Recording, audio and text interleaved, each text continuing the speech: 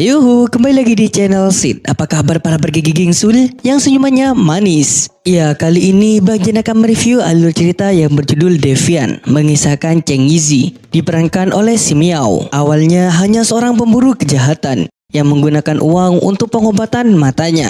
Dia bertemu dengan Nian, diperankan oleh Gao Weiman, seorang gadis restoran yang dibunuh secara brutal dan korban esek-esek Xiao Hao. Yue Ying berpakaian bagus dan kejam dan menganggap kehidupan manusia sebagai mustard. Gimana kesurannya daripada kalian amuk-amukan mikir belalang di belakang rumah? Mending cus ke alurnya guys.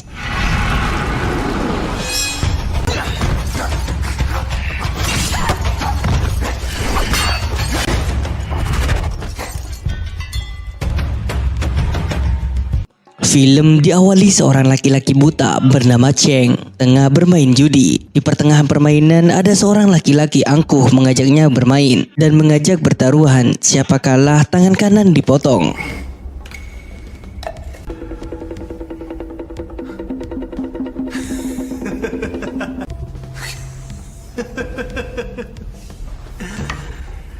Akhirnya laki-laki itu pun menang. Namun sayangnya Cheng mengetahui dan membongkar dadunya. Oh, ternyata lelaki itu curang. Laki-laki itu pun tak terima memanggil pengawalnya untuk memotong tangan Cheng. Saat bersamaan seorang laki-laki datang bernama Feng, pemilik tempat judi tersebut. Feng pun memarahi anak buahnya karena Feng tidak senang dengan anak buahnya yang bermain curang. Dan Feng mewakili para anak buahnya meminta maaf pada Cheng dan menyuruh melanjutkan permainannya. Namun Cheng yang sudah terlanjur kecewa lebih memilih pulang.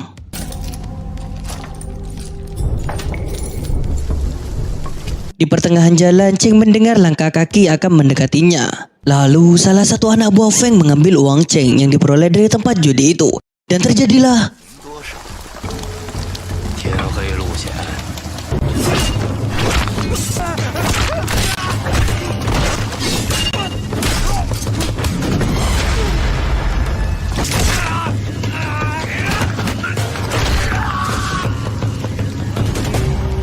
film pun baru dimulai. Film diawali di kota Lian memperlihatkan Cheng dan seekor kuda tengah berjalan. Di sisi lain ada seorang gadis cantik yang bernama Nian memergoki anak kecil yang ingin meminum araknya.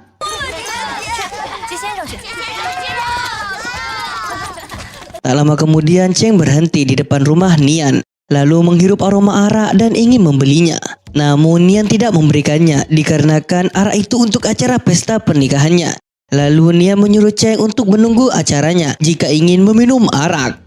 Kemudian Nian ingin memberi makan kuda Cheng, tapi tiba-tiba karung yang berada di kuda itu jatuh dan membuat Nian terkejut. Lalu Cheng memberitahu bahwa di dalam karung itu adalah manusia. Dan Cheng juga mengatakan bahwa Cheng adalah pemburu penjahat di Mahkamah Agung dan memberikan surat penangkapan tersebut.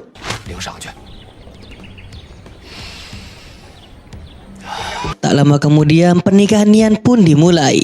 Seketika para tamu melihat seorang laki-laki berhenti begitu saja.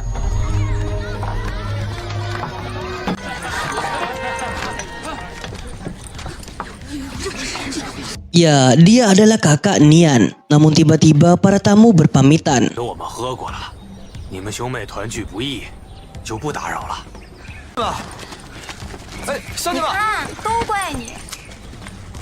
Kakak Nian yang melihat Cheng menghampirinya. Seketika kakak Nian membanting pedangnya, namun dengan cepat Cheng menarik pedang itu. Lalu Cheng pun meninggalkan tempat itu dan juga membawa minumannya. Cheng kini memberikan minuman araknya kepada kudanya. Cheng pun tertidur.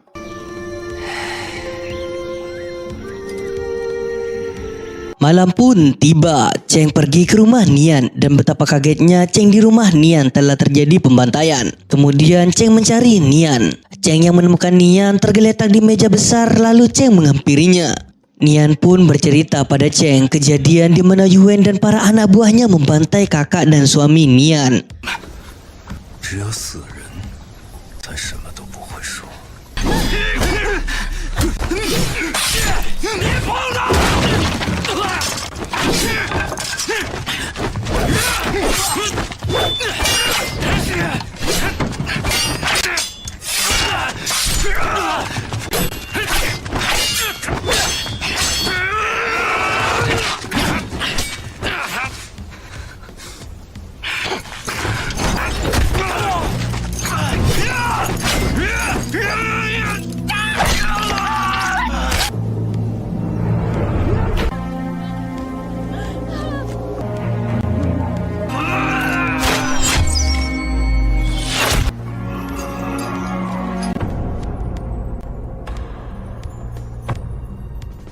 Nyata Nian jadi korban esek-esek. Pagi pun tiba di desa Ling, salah satu anak buah Gao melihat Cheng menyeret karung. Lalu Gao pun menemui Cheng ke rumah itu. Gao yang melihat manusia di karung tersebut menanyakan kepada Cheng siapa dia.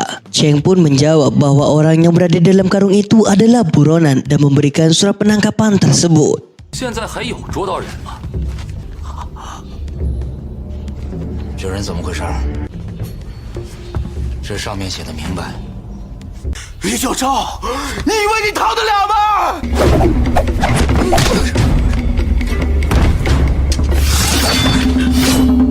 Kini Cheng pun diberi imbalan uang. Cheng yang akan pergi memberitahu kepada Gao bahwa di rumah Nian terjadi pembantaian.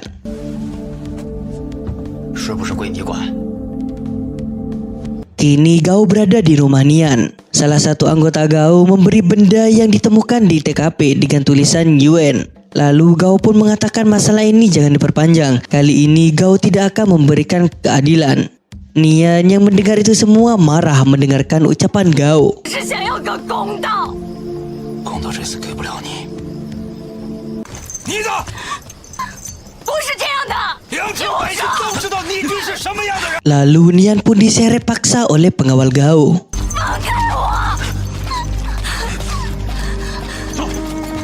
Di pertengahan jalan, Cheng mendengar suara Nian berteriak. Ternyata Nian diseret paksa.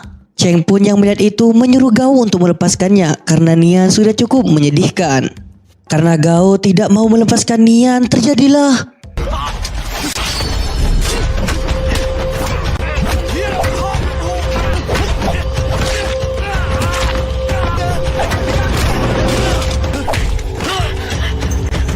这趟浑水你趟不了。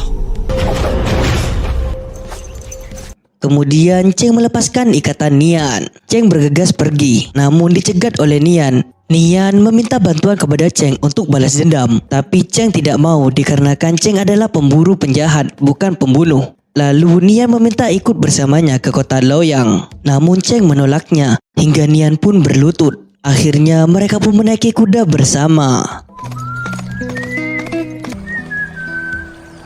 Malam pun tiba di mana Cheng dan Nian sedang beristirahat di tepi sungai dan ditemani oleh api unggun. Kemudian Nian bercerita tentang seruling terakhir pemberian kakak Nian yang saat ini rusak. Cheng yang melihat itu meminta seruling tersebut. Pagi pun tiba di mana Cheng dan Nian pun sudah berada di kota Loyang. Lalu mereka pun berpisah. 都是自家的鸟，客官请坐。 Di sisi lain, seorang gadis cantik bernama Qin Niang yang tengah membawa gitar memasuki rumahnya dan ada seorang laki-laki yang tengah main gitar. 给， Ya, dia adalah Cheng. Mereka adalah sahabat. Kemudian Qin Niang memberitahu kepada Cheng bahwa ada bisnis baru dan keuntungan tinggi cukup untuk biaya berobat mata. Tiba-tiba ada seorang yang meminta bantuan pada Qin Niang untuk mengobati lukanya. Lalu seorang laki-laki bercerita pada Qin Niang kejadian di kediaman Sowa Yuan yang melamar putri ketiga Gao. Tiba-tiba Nian membuat kekacauan. 宇文雄给郭三小姐纳征，谁知道他是宇文英哪里结的冤家？这下捅大了！ Dan Yuan menyuruh anggotanya untuk membawa Nian. Dikarenakan Nian seperti orang murahan. Cheng yang mendengar itu semua lalu Cheng memelintir tangan orang itu dan menyuruh pergi dari rumahnya. Tak lama kemudian Qin Niang mengatakan kepada Cheng untuk tidak ikut campur dalam masalah Nian dan Yuan karena keluarga Yuan sangat berjasa saat peristiwa pemberontakan. Lalu Qin Niang meninggalkan Cheng. Kali ini Cheng di tengah-tengah hujan sedang baku hantam dengan Feng untuk menanyakan Nian berada di mana. Feng akhirnya menjawab bahwa Nian berada di tempat mayat. Cheng pun meninggalkan Feng. Cheng kini sudah berada di tempat mayat. Dengan telinga tajam, Cheng mendengar akan ada orang yang menyerangnya dan terjadilah.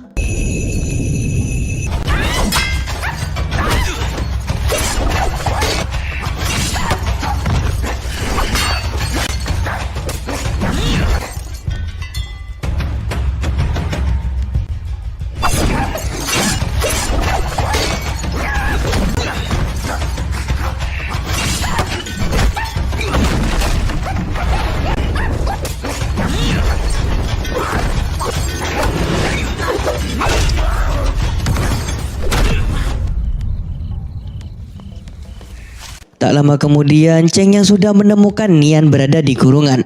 Tiba-tiba dari belakang Cheng ada yang menyerang. 是你吗？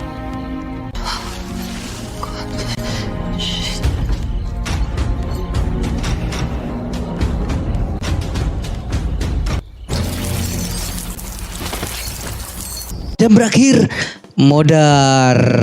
Lalu Cheng membawa Nian ke rumah Qin Niang. Dan Cheng menyuruh Qin Niang membawa Nian meninggalkan kota ini karena pasti Yuan sudah mendengar kejadian tersebut. Pagi pun tiba di mana Qin Niang pun berpamitan kepada Cheng untuk meninggalkan kota tersebut. 就当我走丢了吧。 Sementara itu, Cheng kini tengah menghukum Feng menggunakan benang. Tak lama kemudian, Cheng meninggalkan Feng sambil mengikat benang di leher. 给他抱下女人了，女人就打我。 Tak menunggu waktu lama, Yuan memeriksa Cheng di rumahnya. Dan ternyata Yuan malah menemukan Feng modar karena benang yang Yuan tarik. Saat ini Qin Niang dan Nian berada di rumah tengah hutan. Qin Niang menyuruh keluar hutan sendiri dikarenakan Qin Niang akan menyusul Cheng yang kini tengah berjuang untuk Nian, lalu meninggalkan Nian sendiri. 宇文家的人很快就会追上。 Yuan kini memerintahkan semua pasukannya untuk mencari Cheng dan Qin Niang. Qin Niang yang menunggangi kuda di tengah-tengah hutan berhasil ditangkap oleh anak buah Yuan.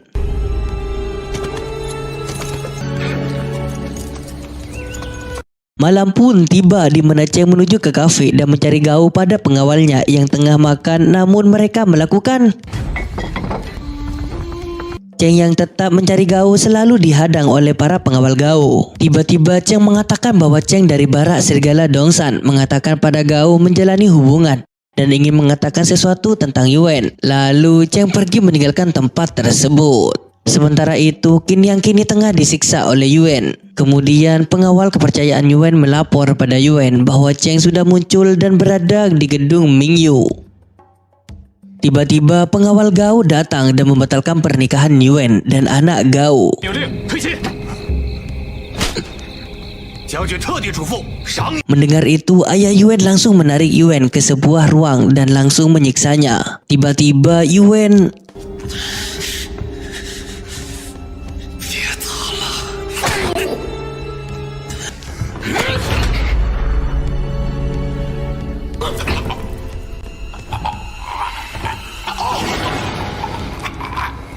langsung membunuh ayah dan berakhir modar. Pagi pun tiba di mana banyak warga dan seorang gadis cantik melihat mayat Qin Niang berada di perahu terdapat banyak panah. Sementara keluarga Yuan melakukan tradisi terakhir, meninggalnya ayah dari Yuan.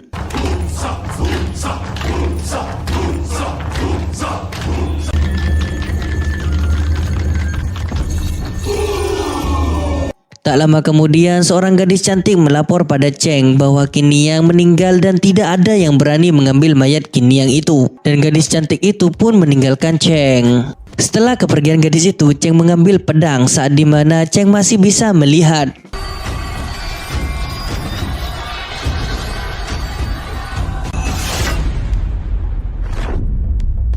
Kemudian Cheng langsung mendobrak kediaman Yuan dan terjadilah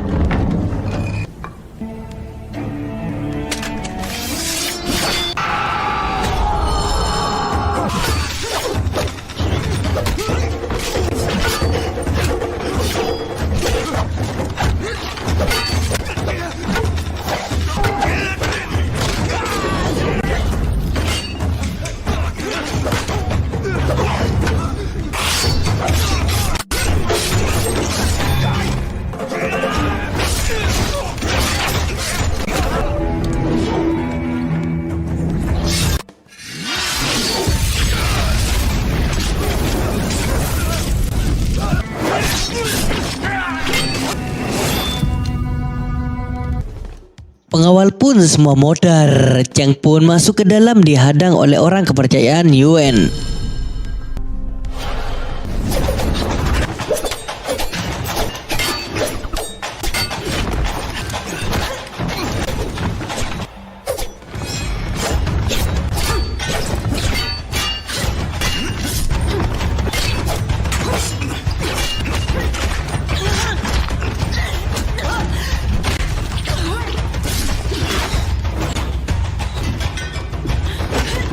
kekalahan, Yuan memanah Cheng, tapi ia mengenai orang kepercayaan dan berakhir modar. Kini Cheng tengah berhadapan dengan Yuan menggunakan panah.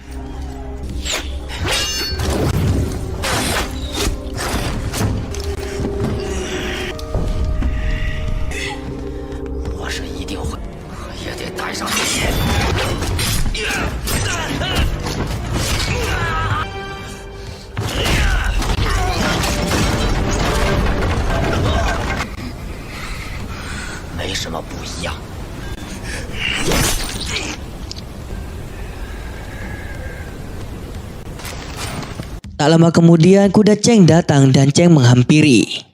Dan Cheng mengingat di mana masa-masa bersama Qin Niang. Cheng pun meninggalkan seruling milik Nian yang sudah diperbaiki dan film pun tamat. Ya, kotas dalam film ini jangan buang waktu untuk membenci dan ingin balas dendam. Setiap orang yang menyakiti pada akhirnya akan menerima karmanya sendiri. Saya Bang Jai pamit undur diri, sampai jumpa kembali.